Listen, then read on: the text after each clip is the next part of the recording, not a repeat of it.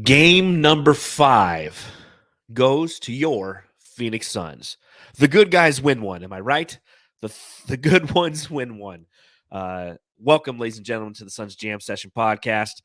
A fun game in downtown Phoenix tonight as the Phoenix Suns defeat the New Orleans Pelicans 112-97.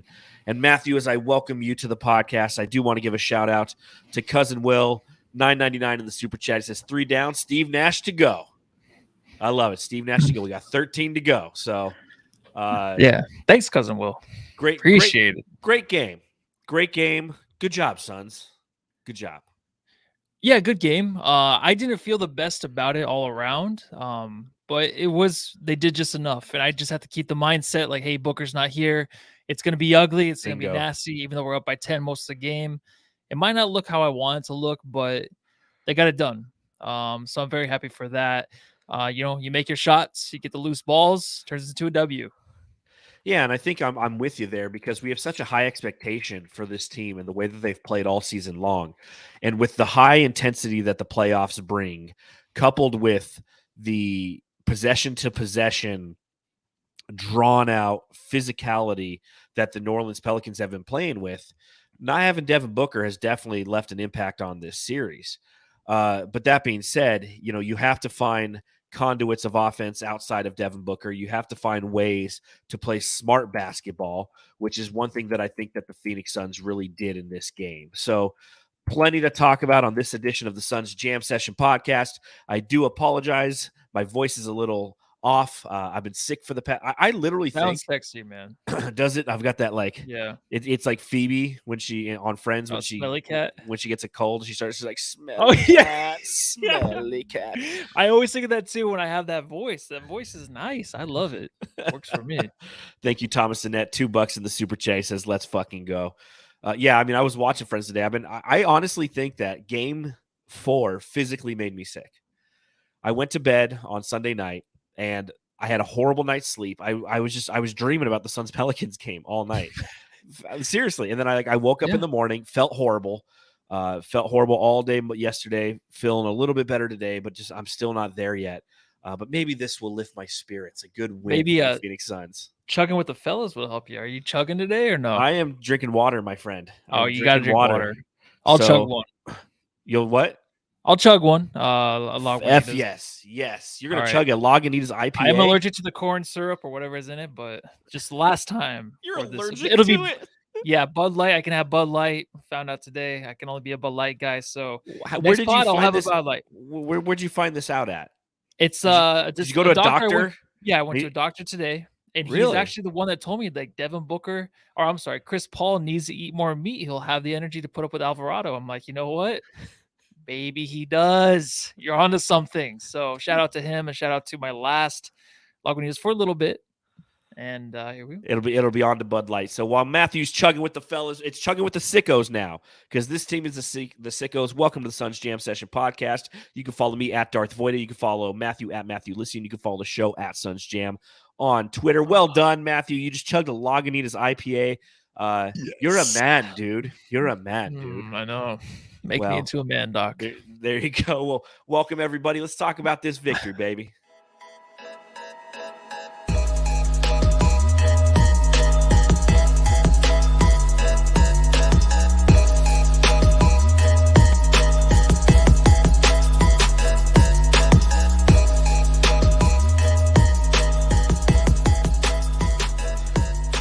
The Phoenix Suns take care of home court advantage. Win 112-97 against the New Orleans Pelicans. Which brings me to my first question. That's the wrong drop. Matthew, I got to ask. I got to ask. Do you think that the Suns did this because it was Al McCoy's birthday? Do you think they won because of that? I was hoping they would win. I saw that, and I got even more depressed. I know you got sick after last game, but I've been down. Yeah, because I'm like, if they don't win this, how disappointing would that be for Al McCoy? So I look at it as in a negative light, of course, like everything else. But they got it done, and honestly, it's something that had to happen. You don't want Al McCoy to celebrate that birthday on a loss. I mean, you want to win a championship for him for his birthday, and this is a step in the right direction. I think there's still a lot of ugliness out there that the Suns are doing to themselves that they need to shore up, but they just got the win. They opened the door at the end, and they made sure to get that 15-point win. No, I agree with you, and I think that's where we should start. We should start with the good on this game because there was plenty of good that occurred. I definitely think that there's some more areas of opportunity, and as we mentioned, without Devin Booker, you're going to have plenty of areas of opportunity, right? I mean, the fact that the Phoenix Suns though came out and scored 32 points to the Pelicans 20 points in the first quarter, in my personal opinion, was absolutely paramount. They were playing like the Phoenix Suns again. They were a team that was forcing turnovers. They were getting out and running. Their defense was leading to their offense, which is what Phoenix Suns basketball has been like this entire season. They tried something different. And again, that's my biggest takeaway from this is Monty Williams. Part of this is due to game planning, and part of this is due to the fact that Payne forced his hand, but he went with a big lineup. He put JaVale McGee and DeAndre Ayton out there at the same time. There were minutes with Busy out there and JaVale. Aaron Holiday got some minutes tonight, which I was a big fan of because I think that he matches the energy of Jose Alvarado. Now, obviously, the Holiday minutes come due to the fact that Cameron Payne got himself into early foul trouble, 3 quick fouls, ends up fouling out of this game. But what did you think of Monty's adjustments in this game and how it essentially, because he did it in the back end of the first quarter, how it led to a big lead for the Phoenix Suns that they never relinquished in the entire game? You don't really want to see it where you have to match a team like the Pelicans that are the 8th seed that only had the 36 wins. Just if you look at it on paper, you're like, why do you have to do that? Well, you do because they have the momentum. It's a 2-2 series. You have to do something to switch it up. You're without Booker. You got to scramble for something to help. And I was actually thinking that Holiday might be the first guy to come in for Payne because Payne's been struggling so much, but Monty sticks with him. Payne has a good game. Holiday minutes, perfect. Him and Alvarado. I wanted either Payne or Holiday to be the Alvarado for our team, the annoyance, and he was for the spurt. He did a great job. And when McGee was in there for the big men, and he was in there with Ayton, it was something special, dude. To end was it the end of the second quarter? Yeah, 3 minutes. No, 3 minutes in the first. 3 minutes left in the first. Yeah. Versus Big V. It just seemed like it shored up the defense. No one could get to the rim. That was the big thing to start the game. And even the second quarter, everyone was getting to the rim. No one could. So when you have that and they're stuck out there in the perimeter, they had to figure something out. It was forcing a lot of turnovers on the perimeter, and they were making sure that no one was getting in the lane. It's something that we wanted as fans, something that we wanted as, even the podcast that, you have to do this. You have to do it with Bismack. You have to do it with McGee. You have to do it with Ayton. You have to have them together in and out the whole game. And it looked nice. You know what? I think that he was saving it for the right moments when the Suns needed some kind of spurt, some kind of defensive stop. And he brought it out. And it's something that we need to continue to have probably going into the next series. If we pass the series, which hopefully we will, if we get to the next series, it's something that we might have to do with other teams too, including those if in the finals, like the Milwaukee Bucks. Well, and again, I think that, you started off that statement with something that is valid. It's like you don't want to have to pull out all the stops when you're playing a number 8 seed. But guess what? This series is tied 2-2, and you got to do what you got to do to win. And I'm not saying that putting out a big lineup against Dallas in the next round or Utah, whoever we end up playing, that series is at 3-2. It might not necessarily be A, successful, or B, even needed. But in this series against this team, a team that's beat you up on the boards, a team that puts lineups out there with Larry Nance and Jonas Valanciunas at the back. What they've been doing all series is they put Larry Nance and Jonas Valanciunas at the back end of the first quarter. JaVale McGee comes in when DeAndre Ayton goes out. Big V comes back in. And what they do is they clear out the space. They let Ingram do his shooting. And if he misses, they gobble up the rebounds and they make the game close. Yeah. So Monty Williams countered. And it was great to see. Because we know that one of the weaknesses, there's not a lot of weaknesses with Monty Williams, but one of the weaknesses is he's almost too loyal, right? He's loyal to a fault. See Elie Okobo, see Abdel Nader. There's these guys in his past that he is unbelievably faithful to, and that's been kind of some of the debate over the past couple days when it comes to the Phoenix Suns. It's like, well, you don't expect Monty to start putting in Bismack or putting in Holiday because that's not what he necessarily would do because he has faith in his guys. And those guys have earned that faith. And I get that, but those guys also haven't been performing.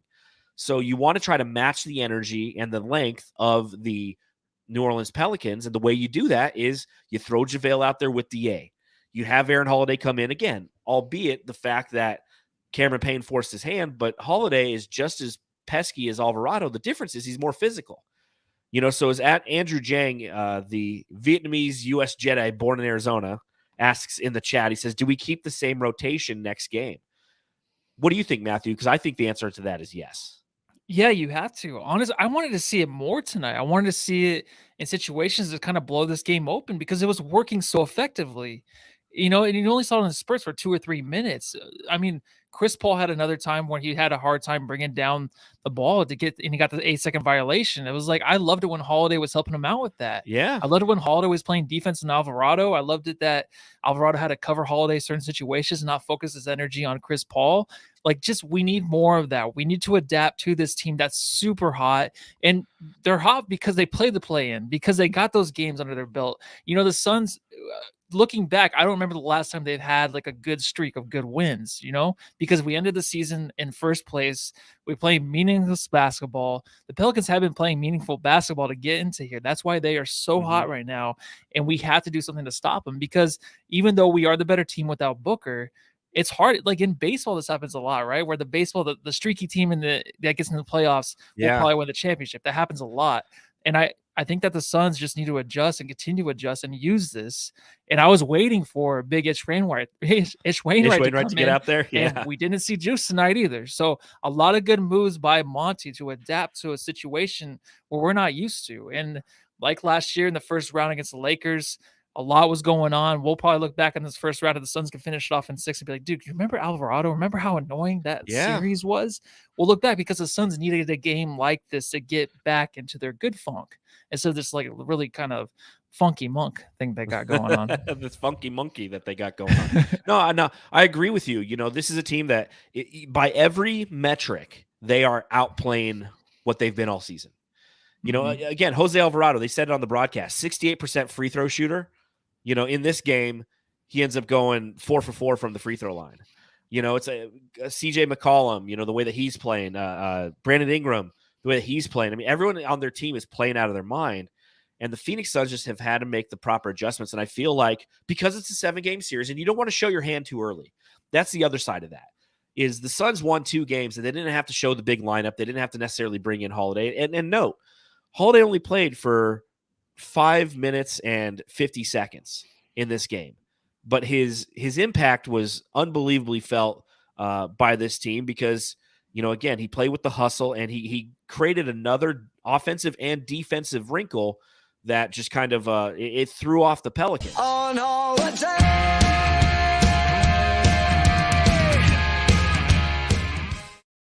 So yeah, he gets the drop tonight. He absolutely played well in that 5 minutes. And I think that, to answer that question, I think that we stick with these same rotations. And to your point, Matthew, we might see a little bit more of it because the next game is a potential closeout game. So you can throw the book at them trying to send them home or keep them home because that game will be in New Orleans. Shout out to Thomas Dennett, shoot $2 in the super chat. We appreciate that. Ralph Leonard, whoa, Suns and 6, $5. We appreciate that as well, my friend. And all you Jamsters who are hanging out with us. This is, absolutely fantastic the way that this team played tonight. Hey.0 brings up a very good point, and I want to kind of get your thoughts on this, Matthew, as we look towards, and we'll definitely talk about everything that happened in this game, but as we look towards the Phoenix Suns in Game 6 as an adjustment, what he brings up is essentially Landry Shamet should be starting. All I can say is, Sham, wow. And Landry in this game, played a total of 25 minutes, 2 of 6 from the field, 1 of 3 from beyond the arc, had 6 points, 3 total rebounds. What are your thoughts on Landry Shamet starting and sending Cameron Johnson back to the bench? At times when Shamet is on the dribble, across the lane, has a nice little pull up, and he's been doing better at playmaking, finding the open shooter. I do think that he should start at some times, but then sometimes I'm just like, just get into the game. Just get just fill the spot of Booker. To me, the starting lineup doesn't matter as much. Do you know what I mean? Like, because it's so mix and match now that they're throwing out new lineups, like, I don't think it really matters who's starting. I think that Cameron Johnson's doing a fine job. Maybe he needed to start tonight to have a good game like he did. But it doesn't matter to me because I think they're just mixing and matching these lineups to where who's starting won't matter down the line. I think you can start Shaman if you want, but then we'll go in the situation. If the Suns lose next game and we start Shaman, then it's like, okay, should we start Cameron Johnson? Like we did this all season at certain times where we're like, who do you start when players started getting hurt? So I think stick with it. I think it's nice I wanted Cameron Johnson to start, so stick with it. I love what Shaman's doing off the bench. Just leave it as it is right now.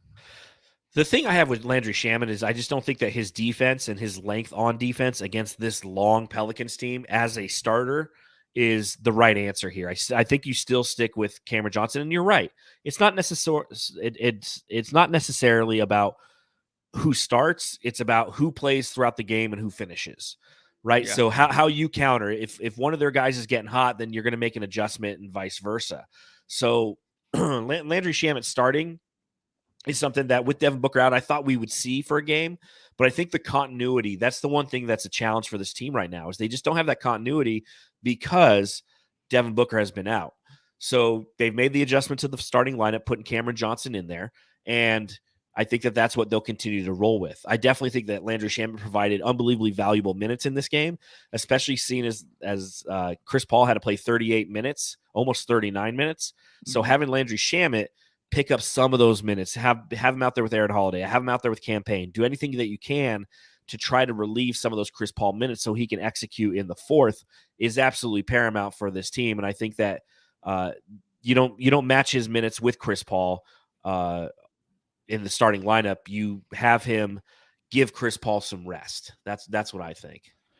Yeah, I think so too. And they're doing a good job with those three guards. They really are, with Payne, Shamet, and Holiday. So same thing next game would be very nice.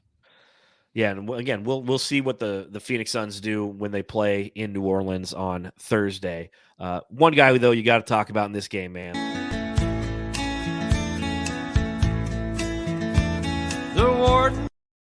The Warden in this game, man. Playoff career high for Mikal Bridges.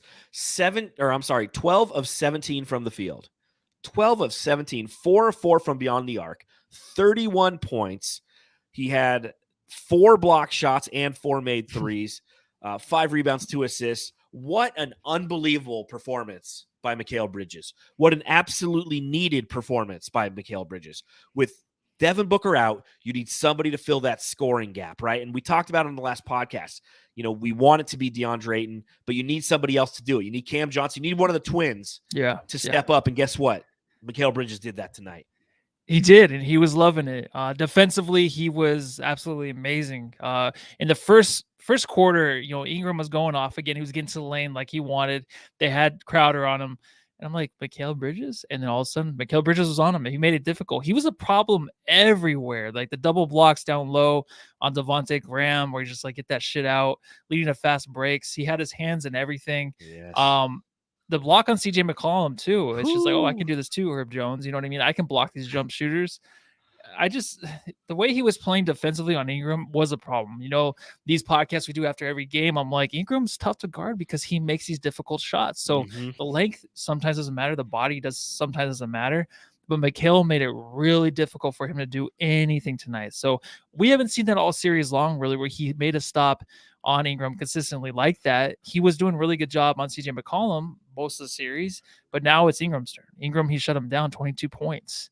Right, you know, Ingram was he was the guy that was the MVP of the series so far, but he shut him down tonight, made it difficult. That's the only thing you can really do against this guy, to make it difficult, make the dribble difficult, make it difficult for him to go right and get the shot off, and that's what he did. So as much as he was good on offense, he was just as good on defense, and that is all around the best game of the year, best game of the playoffs by him, of course. Oh yeah, without a doubt. And I think that, you know, he spent a lot of time in this series on CJ McCollum.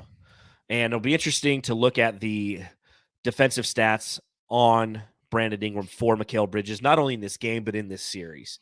Because, yeah, I mean, Brandon Ingram is playing at a ridiculous clip. I think he's averaging like 29.8 points per game. It's like 4th or 5th best in the playoffs thus far, this game included. So he's just been playing out of his mind. I'm like, since when did Brandon Ingram become Michael fucking Jordan out there? I mean, he hits every shot he hits is difficult. It's a fall away. I'm like, I've been watching Brandon Ingram for a long, long time. I think he's been in the league for 6 seasons. And I love Brandon Ingram. I always have. But I've never seen him make shots like this on a consistent basis. I just haven't. His strength has always been getting to the rim, using his length, kind of like a Mikal Bridges, right? Using his length to get to the rim and hitting those kind of middies. But he's doing the Devin Booker, like turnaround, fade away, all kinds of crazy shit. And as you mentioned tonight, it ran out a little bit. He was 7 of 19 from the field. He had the 22 points. He was a team worst, -16 in the plus-minus, had 5 assists, 5 rebounds, and was 1 for 5 from deep. And that's been the killer of the series. Entering this game, Brandon Ingram was shooting 50% from deep. That's just ridiculous. Again, as I mentioned earlier in the pod, this team has been outperforming every one of their metrics throughout the first 4 games of this series. This is a game due to the efforts of one Mikal Bridges that they came back down to earth, and Mikal was everywhere. I mean, that was a clinic that he put on tonight, and the sheer fact that he went 4 for 4 from beyond the arc is just icing on the cake. But I feel like every one of those threes was absolutely huge for the Phoenix Suns. They were wide open too, just like the last few games. Like, Suns are getting wide open looks. Ingram, like when he's in a groove, he can hit those threes. There were a lot of them were corner threes last game. And when the Suns look weak as a team, when they're given into, the psychological battle with this team, I think it makes it easy for the Pelicans to realize, like, dude, they're like anybody else. They're not the best team in the league. We can beat this team. That's the kind of mindset they had in the last few games. Even when the Suns won game 3, it's like it was difficult. So I feel like we kind of got them out of that, but we need a lot more. We need just some more dumb plays that we can't feed them the ball. But other than that, I think Ingram kind of realized, and he did get hurt tonight, which sucks. I don't want him to be hurt next game. I want to finish this off full strength, no excuses. Like he got hurt a couple times, man. Like his finger and landed on his tailbone. Yes, that's terrible. You don't want him to. You want to finish this series out strong. And hopefully he has the opportunity to, because I want Mikal. I don't know if he can duplicate this performance, right? Playing every minute of the game. And I don't know if he could, as young as he is, and he probably eats meat. I don't know if he has the strength to really do it 2 games in a row. So, but I want to see what they do next game with Ingram again and see if Mikal can keep it up. No, I completely agree. And another thing that was a narrative entering this game, obviously, was the foul disparity. We talked about it ad nauseum on the last podcast. Monty Williams today was fined $15,000 for pointing out that the Pelicans shot 42 free throws to the Suns, 17 on Sunday. In the same breath, like an hour later, the NBA released that the play on Herb Jones on Chris Paul was a technical foul or a flagrant one, so he'll get fined. So it's like, they sit there and they go, "Hey, Monty, like you can't." And all Monty did was read the stat sheet, right? He wasn't sitting there complaining. Yeah. He's like, just I'm going to read this to you. And then he read it, and he's just like, that's pretty insane, right? So he reads the stat. Yeah. He reads the stat sheet. He gets hit with a $15,000 fine. The NBA then says that one of the fouls that they didn't call was a foul. And then you look at tonight, and it was kind of iffy, if you will. 35-20. They had 15 more free throws than we did. And the one thing that kept them around in this game was in that third quarter, they went 12 for 12 from the line, and the Suns went 2 for 3.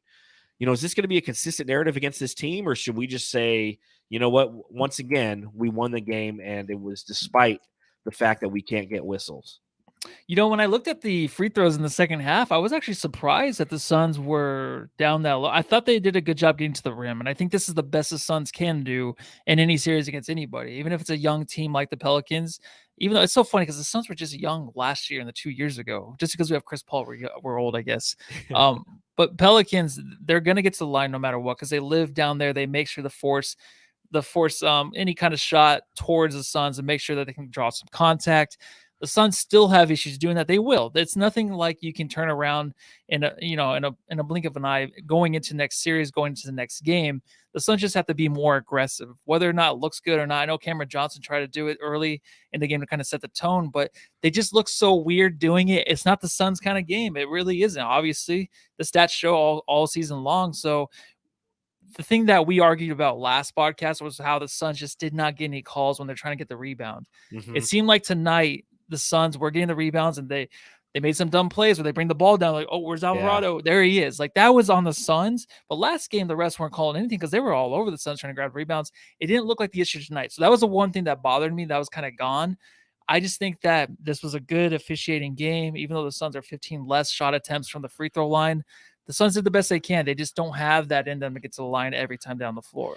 Yeah, I mean, that's not who this team is and has been all season. We know that. They're a high free throw percentage shooting team, but they do a really bad job of getting to the line. That's who they've been all season. So we shouldn't be surprised in the playoffs that this is accentuated. And it's definitely something that we talked about throughout the season on our podcast was come playoff time, we shall be annoyed by the fact that we aren't going to get to the line like the other team does. And it's been that way all season, but it's amplified in the playoffs because, again, you know, you're losing, you lose Payne. You know, here's what's funny. Total side note. They talk about the Voita curse, right? Like whenever I make a new drop for somebody that they suck for like 2 weeks, Cameron Payne and Jay Crowder, I made them drops as we got ready for the playoffs because they're like two of the only players on the team who don't have a drop. And Payne fouls out tonight. Jay Crowder is in foul trouble the entire night.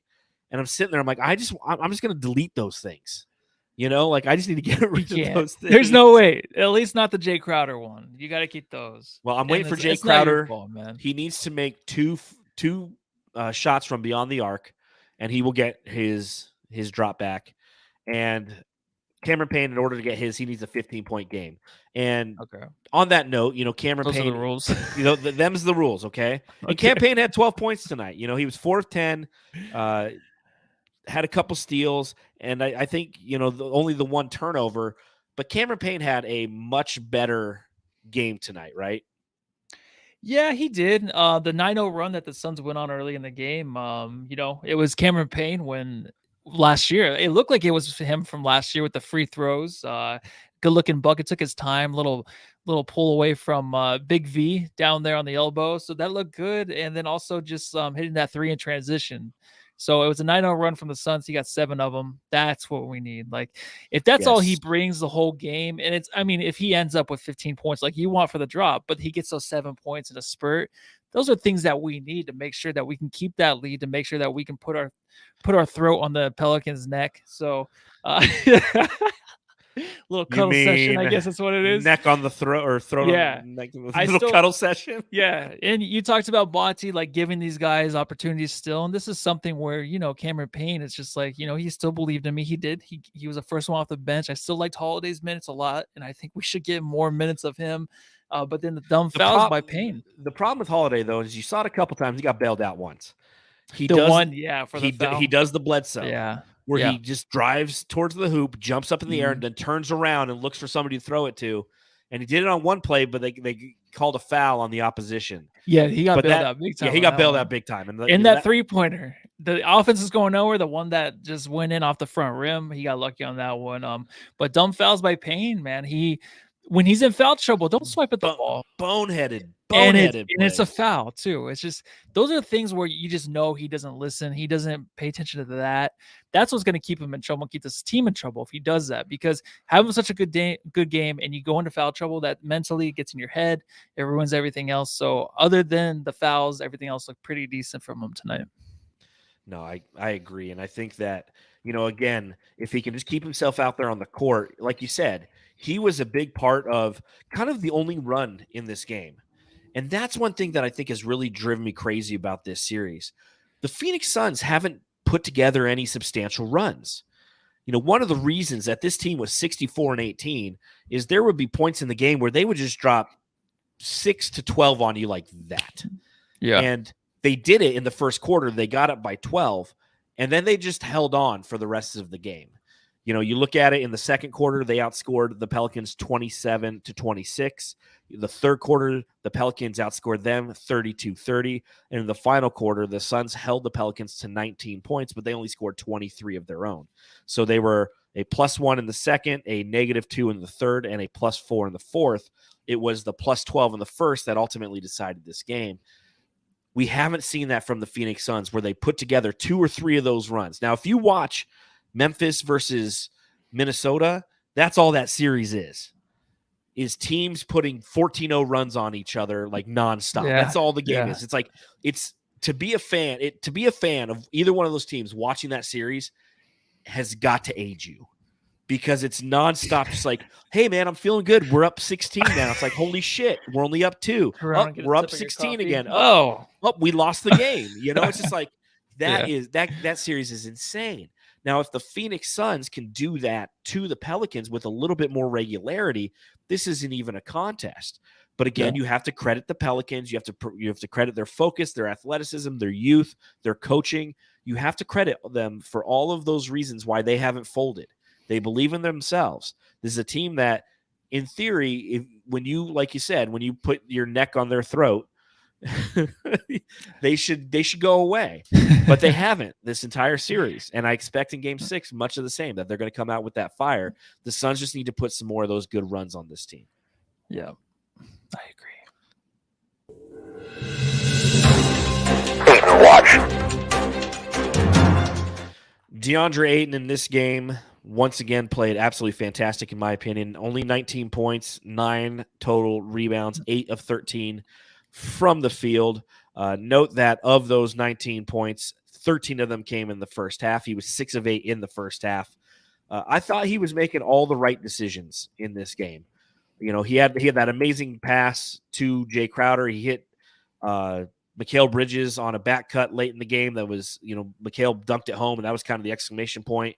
And entering this game, DeAndre Ayton was shooting 69% against the Pelicans when he was guarded by either Jonas Valanciunas, where he was 24 of 34, or Larry Nance Jr., who is 5 of 8.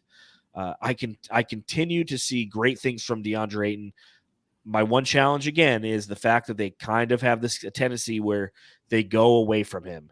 Looking at the third quarter, DeAndre Ayton played 8 minutes. He had 5 points in that quarter. And then if you look at the fourth quarter, he played 8 minutes and he only had the 1 point.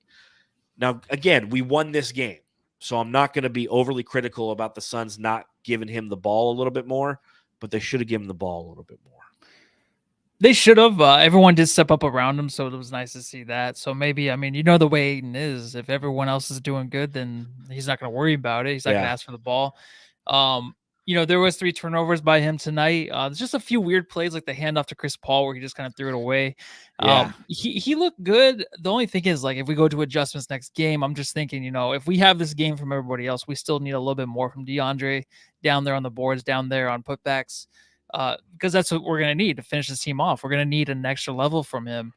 It was a good game, though, by him. It just wasn't really noticeable. It was a quiet 19 points from him. Yeah. He had a few good looks to his teammates, setting them up really nicely. Other than that, though, we need to see a little bit more going after those boards, a little bit more. It's just he was kind of just standing there a few times and not paying attention. But I don't know. It's weird. I think when the other guys are around him are doing so well, he's really happy for them, and he kind of just pays attention to that a little bit. If that makes any sense. I also feel like when guys are doing well around him, it's because of him. It's because of the space he's created. It's because some of the passes. So I think that, he's a team player. DA is a team player, and he is somebody who, again, has been the most consistent player thus far through the first 5 games of this playoff run. Through the majority of the last playoff run, he was consistent, and he is consistent. And it's great to see that. You're not getting a boner game from DA, right? Where he just goes out there and plays like a boner. You don't see that. And thus far, and I think that that's absolutely valuable. What do you think about Monty Williams using his challenge in the second quarter to avoid a DA offensive foul? I like that one, and I also love Booker stepping on the court. He went all the way to the opposing 30-yard line. Yes, to go out to the refs and throw the challenge foul. A little Jeff Garrett. What's the? Who cares about the Cowboys? What am I going to bring them up for? Their old coach used to go out there and throw the challenge flag and get a technical.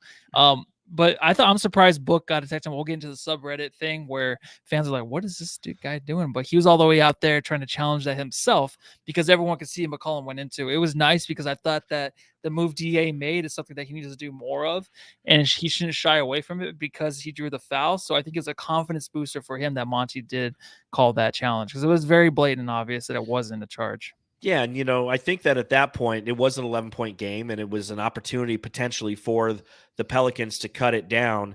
And I thought it was a good use. I'm like, if this plays out right, which it did, you're not going to need it at the end of the game. You're going to be up by enough. but don't let them get away with that bullshit. Let the refs take a look at how they fucked up. And again, yes, to the point of Devin Booker. Big Dick Booker.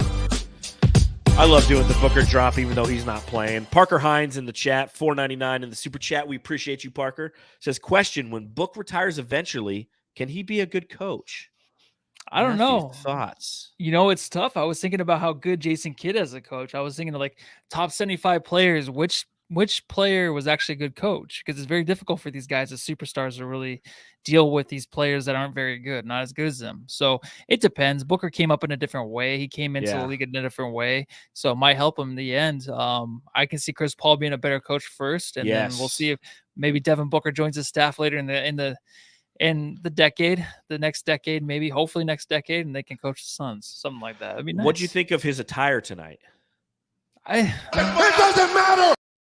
Doesn't matter. That was it, though. That's all I said was I don't know. It doesn't matter. It doesn't matter.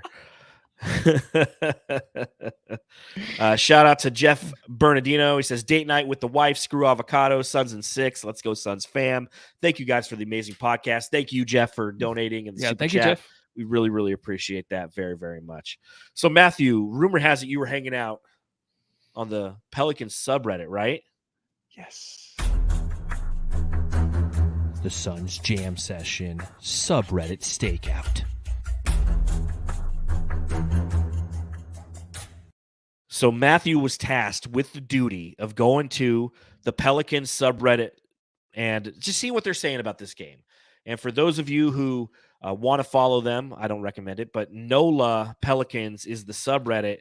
And who are we joined with? Is this Zeus God? Who is this? Me. I'm not good at Me is the answer. Me? My glasses are all fogged up now. Yeah, it's me. It's me 75 years from now when I'm Ice King. Yes, I was hanging out. So yeah, I was hanging out on subreddit. Yeah. Mr. Anderson says Lissy looks like the Ice King. Mission accomplished. It was actually my costume last Halloween. So tell me, what was going on the subreddit for the Pelicans? So subreddit stakeout. First comment I saw was Phoenix sucks, but they're pros. They will make every open shot we give them. So, the Pelicans fans are still scared of all the open shots that we're given. Well, of course. And the Suns took advantage tonight, right? Yeah, I mean, we are the number one team in the league when it comes to record. We're a great team, so you want to make sure that you are getting those open shots, and you know what? They did. Yeah. So take that, Pelicans. They did. Also, is Hayes as dumb as he looks? So, the Hayes love in the beginning of the series turned to just, straight bashing on what the man looks like. So, Hayes, is he as dumb as he looks? That's a good question. I'm not sure. I don't have to deal with him, so I'm not really worried about it. Well, looking at Jackson Hayes tonight, he played a total of 15 minutes. He was 8 points, 3 of 6 from the field. He had a lot of defensive challenges. And I've noticed that too by hanging out on the Pelicans subreddit. Man, they will throw Hayes under a bus the first chance they can. I feel like the dumb thing is very easy. You think a lot of these guys look dumb. Metal Mike, yes. Hayes is as dumb as he looks. Confirmed. All right, continue. Okay, thanks, Metal Mike. WTF are these turnovers? When the Twin Towers came in for the Suns, all of a sudden it was turnover city. And that's what they were talking about. Like the Pelicans going to get anything offensively, turn the ball over. Those are comments by the Pelicans fans. Why are they allowing Booker to get on the court over and over? MFer, you ain't playing. Give that guy a tech. WTF. And that's when Monty challenged the Ayton call. So they were not a fan of Devin Booker out there on the court in the Pelicans subreddit, huh? No, not at all. If he got a technical, then I would have probably been upset too. I thought one was coming. I honestly did. I'm like, it's not unlike Devin Booker to get technicals when he's in street clothes.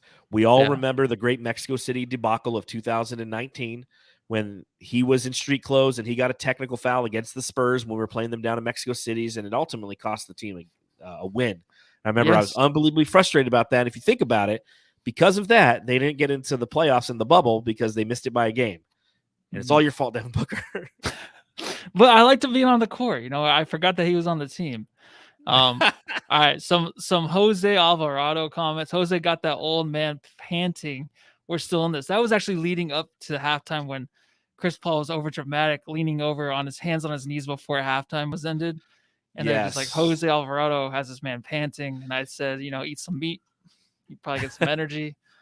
Alvarado is a point guard slayer, and he has been, right? In certain situations, he's just that pesky guy I haven't seen all year long. So, I'll tell you this, and I said this at the very beginning of the season or the series. I think we had the podcast where it was "Bring on the Pelicans," right? And I spent some time saying those exact words. I'm like, Jose Alvarado is somebody that we will grow to hate. He is pesky. Mm-hmm. He is frustrating. And even in this game, even after what happened in game 4, he still was allowed to be pesky and frustrating. Now, that being said, the Suns did a much better job of setting the back picks, of playing a little bit more physical with him to get him off of CP3. And Reggie Miller was making the same comments on like TNT about how Chris Paul looks so tired. It's like, I don't think he necessarily looks so tired. Chris Paul didn't have to work that hard because he wasn't bringing the ball up the majority of the time when Alvarado was out there on him. And if he was, he had the back screens coming from Bismack, from DA, from Jay. So he didn't have to work too much. I mean, do you think he did? He looked tired. I thought you were going to do the rock thing. So, yeah, he looked tired. To me, no. He did, dude. Last comment, though. Okay. Last comments about CJ McCollum. Honestly, I wonder if CJ's sick or something. He's streaky, but this is something else. So he's been really falling off. And even with Mikal Bridges off of him some of the game, he had a hard time getting it going again. So, I don't know what's up with him, but he's missing a lot of big shots for them right now. Yeah, you look at CJ McCollum in this game, 7 of 22 from the field, 21 points. Again, Ingram was 7 of 19 for 22, but he was 1 for 8 from deep. And that was the big thing in this game. Both CJ McCollum and Brandon Ingram combined were 2 of 13 from beyond the arc. And yeah. I know also from hanging out on subreddit when it comes to the Pelicans, man, they roast CJ McCollum whenever they get a chance. Yeah, he's like the number one guy you see. I don't know either. It's because he doesn't play defense. He doesn't play good defense. So, well, thank you, Ice King, for hanging out with us for Subreddit Stakeout. No the Suns Jam Session Subreddit Stakeout.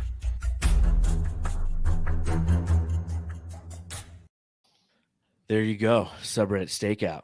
You can only get that right here on the Suns Jam Session podcast. So reminder, if you're hanging out with us, to subscribe, rate, and review. Hit that thumbs up button if you're here on YouTube. And if you're listening to this later, stop by Apple Podcasts. Give us 5 stars, write a review. We'll read it right here on the podcast. No, I think that what they were talking about on the Pelican subreddit is you knew it was going to be a rough night for them because of the way that the Phoenix Suns, again, made those adjustments. Right. I mean, they made the proper adjustments that threw just enough wrinkles and curveballs at the Pelicans to take them out of their game. And I really think that that's something that the Suns haven't done very much in this series, is they've allowed them to kind of do what they want to do. They, get to their spots, take their shots. Now, albeit they're tough shots, and every shot that the Pelicans take is contested. But in this game, again, they kind of came back down to earth. They shot 40% from the field, 20% from beyond the arc. If it wasn't for their 28 makes from the free throw line, if you take that down by 10, the Suns really blow them out. They don't beat them by 15. They beat them by 25.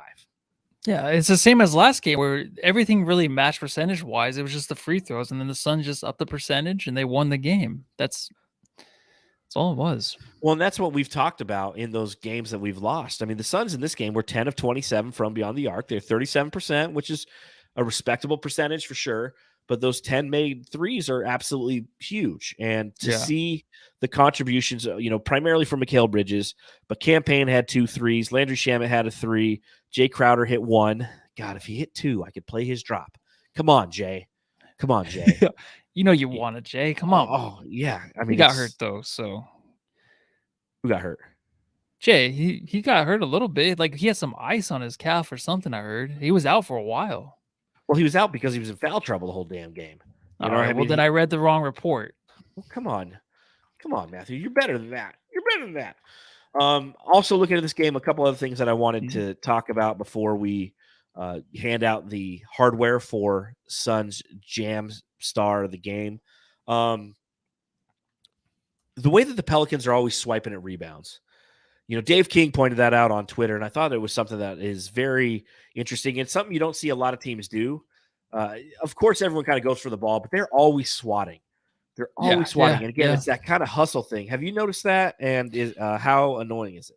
No, yeah, I wasn't as bad this game, but this was something I brought up last podcast. But it's just something where if the Suns try to sell it and try to draw the foul, I feel like the refs won't even call it. So they just have to hold their own, because I think the way the Pelicans do look at the Suns is like, hey, they're kind of weak, down there. They're not paying attention on the board still. So why not swat it? That's their only chance to really get into these games and win the games, is to be the pesky, annoying team that's swatting at the defensive rebounds to try to get the second chance. So they have to keep at it. They're going to keep at it, and they're going to get more and more of them. It's just the refs aren't giving us Suns of calls on it. But this game wasn't as bad as last game. No, not at all. And another thing that I noticed is, Devin Booker. We talked about him obviously a little bit earlier, but did you see the footage of him taking jumpers before the game? Yeah, I did. So things are looking okay for Devin Booker. As Coach Evan B, shout out to Coach Evan B. He's from the He's on Fire podcast. He said, Booker said after the game, "I'm back." Well, I'm interested to see if that is true. What I would really love, and what are your thoughts on this? If Devin Booker's able to, should he come back for Game 6 against the Pelicans in New Orleans? Man, this is tough. I don't know. I don't know. I have no idea. I don't know. What do you think? I don't Here's know what I think. Here's what I think. I think that he should dress for the game. If he's able to dress for the game, he can come off the bench like Steph Curry's been coming off the bench for the Warriors in their series against the Denver Nuggets. And he can be a, break glass if necessary kind of thing. Because if you win that game, you have some more days off, right? So you don't want to go out there and play him, because he's got a grade 1 hamstring strain. So you don't want that to become a pulled hamstring, right? So obviously you want to keep him as well rested as possible. But if he feels like he's almost back, and after Tiger 29, one of our elite jamsters, if you want to become an elite jamster, hit the join button down below. He said Flex said book it when talking about closing out the series in Game 6 on Twitter. And what our buddy Flex said is, he said, I fully expected the Suns to get this Game 5 win tonight in Phoenix. This series is over on Thursday in New Orleans. You can book it. See y'all Thursday. Can't wait. And yes, I said book it. Stop listening to the national media. That's what he just said. So if Booker can play, I say bring him off the bench, man. Imagine him coming in and just, getting 15 minutes in and throwing some daggers out there. How great would that be? No, that'd be perfect. I would love that. I think just don't strain himself. Maybe he can just stay away from the rim, just hit the jumpers, give Chris Paul a bit of rest, holding the ball. So that would be nice. I don't want to see anything too much from him in this series, just because if the Suns don't move on without him, they don't deserve to really go any further, because this team right now, they kind of figured something out tonight, but they got to continue with that. What they figured out tonight. They got to figure out that they got to figure stuff out. There's a bunch of stuff that they've got to figure. That's that grade A analysis that you only get right here. Go. Suns Jam Session Let's Podcast. Jam Star of the Game. I do feel bad because Bismack Biyombo played in this game, and how many total minutes did he get, Matthew? Do you have the stat line in front of you? I don't. Let me bring it up. So he had, let me just guess, he had 7.43. 7 minutes, 43 seconds. Yes. Yep, that deserves a drop. Biz. Biz.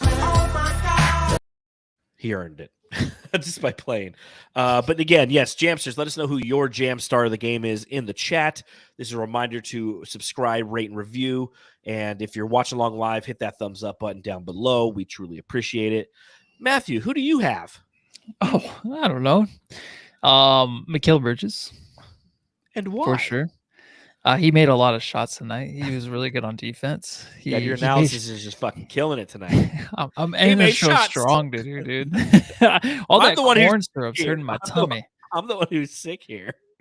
Well, I mean, how much more can I say about Mikal Bridges? I already went off about him. So he locked it down tonight, man. I don't know, when he has games like this, I just don't know. These are the games where you're just like, what is the ceiling for this guy, right? You kind of think like, what can this guy be? Because he takes over a playoff game like this and plays, even Draymond said, CJ McCollum and Ingram are better players on the floor than Chris Paul. Ingram's been really good. And then he shut it off tonight. He made sure to shut him down and make sure that the Suns stayed focused on offense and defense to keep those guys quiet. This is the performance we've been waiting from Mikal Bridges in this series, right? 47 minutes played, 31 points on 17 shots, 5 rebounds, 4 blocks, 2 steals, 2 assists, and he defended Brandon Ingram or CJ McCollum every time down the court. Yeah. This is what we were, and I'm telling you, every time he has a game like this, that deal that we had with that the Suns and James Jones inked with him this past offseason looks like a steal, an absolute steal what we got this guy for. He is what you need. And again, imagine who this team is right now with Devin Booker out there, because then you got Devin and Scotty, or you got Michael and Scotty, right? Now, I'm not saying that Devin Booker's Michael Jordan. I'm not saying Mikal Bridges is Scottie Pippen. But I kind of am. They're fucking awesome. For the Suns they are, yeah. For the Suns they are. Yes, for the Suns they are. So, again, jam star of the game definitely goes, in my personal opinion, to Mikal Bridges. An unbelievable night for him. And now we look towards game number 6, Matthew. As we look at game 6, what adjustments do you think will be made on both sides of the ball? I want to see more Holiday. I want to see more of the Twin Towers. I just want to see extended versions of what we saw tonight. Because if you're keeping DeAndre Ayton in there at certain times, and then you have McGee come in, play some more interchangeable minutes between the two. I want to see more of. I just think defensively is where you got to go at them. Because if you have McGee in there and you have Bismack in there, I mean, offensively, Bismack, don't do too much, right? If you do too much, it doesn't look good offensively, but you're there defensively because this defense right now is leading to good offense for the other players. So if you have those two, those 3 interchangeable throughout the game, I want to see that. I'm not saying all the time, but more minutes like that. And then also what we did tonight, I'm not saying you have to have the same game Mikal Bridges, but the way these other guys stepped up was huge, but you still need DeAndre Ayton to do a little bit more this next game just to close them out. Just to send a message. He had some good and ones tonight, but be a little bit more physical, be a little bit more demanding on the boards, and the Suns can get the win. And I don't know if he can really match what the Suns bench did tonight again, but they did a little bit better. They didn't do great. They did a little bit better. I think they could do even better next game.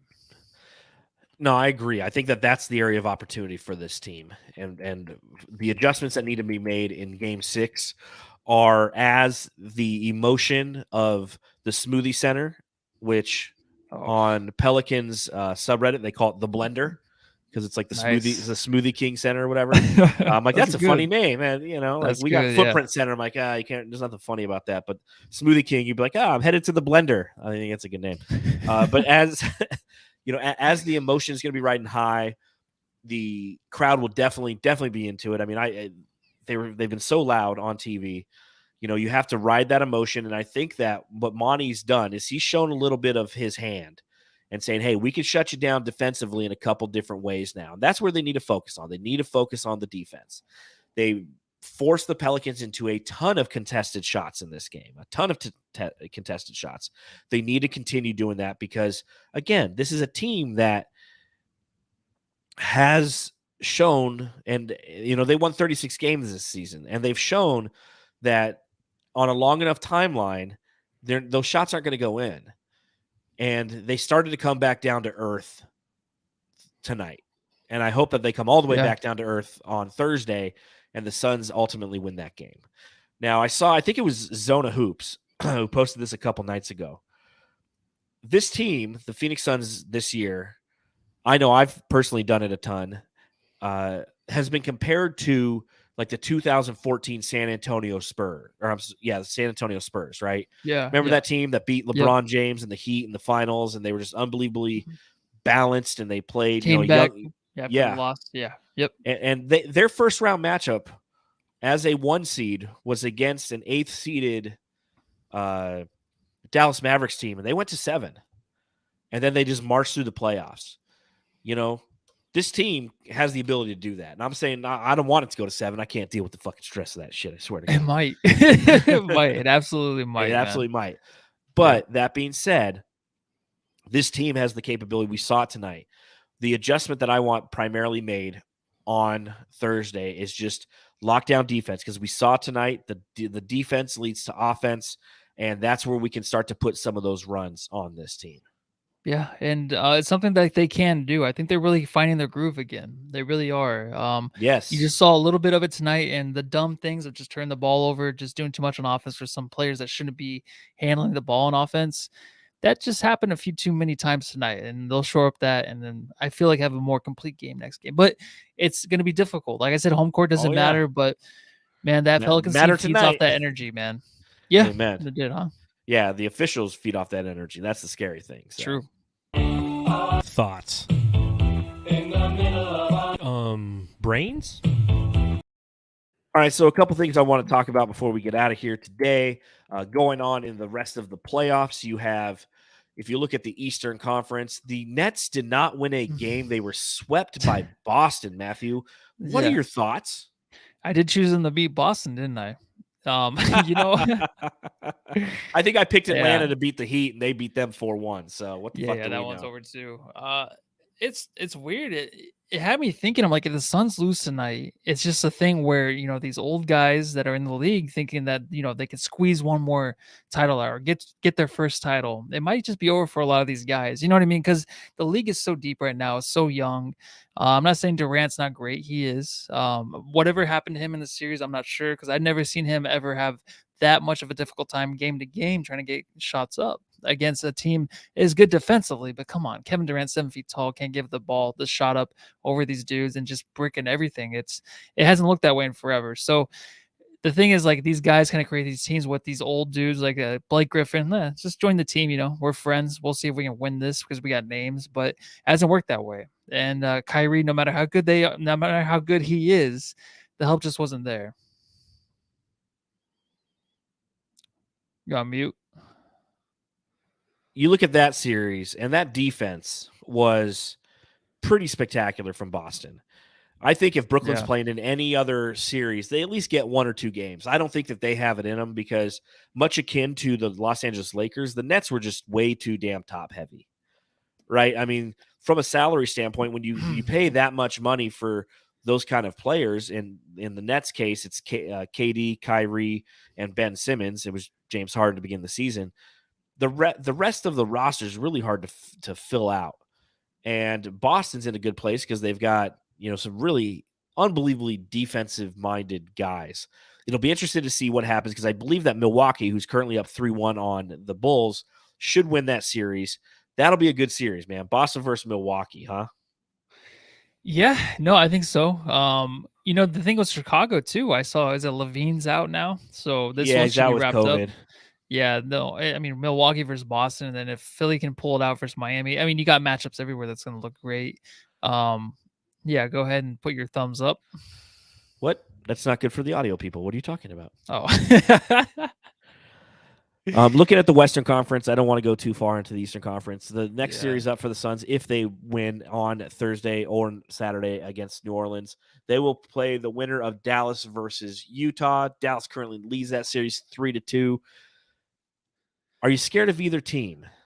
Just Dallas a little bit. Yeah, if Luka can get it going, Brunson's going to be worse than Alvarado. I'm not saying they're the same kind of player. It's just that it's a backup point guard, kind of thing where you need Campaign to stick up in a way to where he can beat that other guy too. So, it's tough. I think Dallas is definitely beatable, but I always said that they're going to give the Suns a run for their money, especially if Book's not back 100%, which I'm sure he'll never be 100% the rest of the year. But if Book can come back and be the decent player that he is, the great player that he is, then it'll be a 6 or 7 game series for sure. Just like Utah might even extend it to 7. I just think that what they found in the game 5 against Dallas, in game 4 was great. They kind of found some continuity within that team, and they got that win. But Dallas, when Luka's going off like that, where he just controls the whole game, it's unbeatable for a team like Utah. Well, and I'll tell you this. I mean, all you have to do is play 5 out against the Jazz and you'll win. And you can do that with Luka back now. He's getting, kind of back in the groove. Spencer Dinwiddie has been, just unbelievable for that Dallas Mavericks team. So, it's everything we want's on the other side of hard, and the other side of hard is on Thursday. I think it's an early game, Matthew. I think it's a 4:30 tip our time, which is like right around the same time as the NFL draft.